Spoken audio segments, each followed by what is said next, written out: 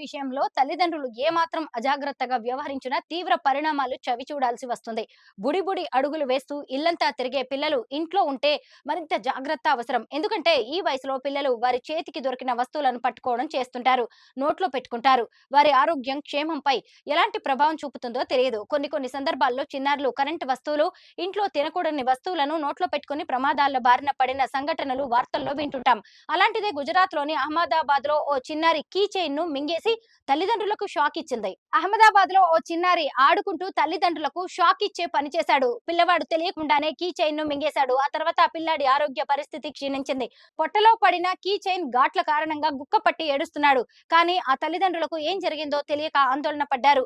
పసివాడి ఆరోగ్య పరిస్థితి అధ్వానంగా మారడంతో వెంటనే ఆస్పత్రికి పరుగులు తీశారు. బాలుణ్ణి పరీక్షించిన వైద్యులు చిన్నారి కడుపులో కీ చైన్ ఉన్నట్టు గుర్తించారు. దాన్ని బయటకు తీసేందుకు ప్రయత్నించారు. చిన్నారికి ఎలాంటి సర్జరీ లేకుండా బైనాక్యులర్స్ సహాయంతో కీ చైన్ ను తొలగించినట్టుగా వెల్లడించారు. ఇంట్లో పిల్లలు ఆడుకుంటున్నారులే అని అశ్రద్ధగా ఉండే తల్లిదండ్రులకు ఈ ఉదంతం ఓ హెచ్చరిక. చిన్నారిని సకాలంలో ఆస్పత్రికి తీసుకువెళ్లడం, ఆపరేషన్ లేకుండానే తాళం చెవిని బయటకు తీయడంతో పెను ప్రమాదం తప్పింది.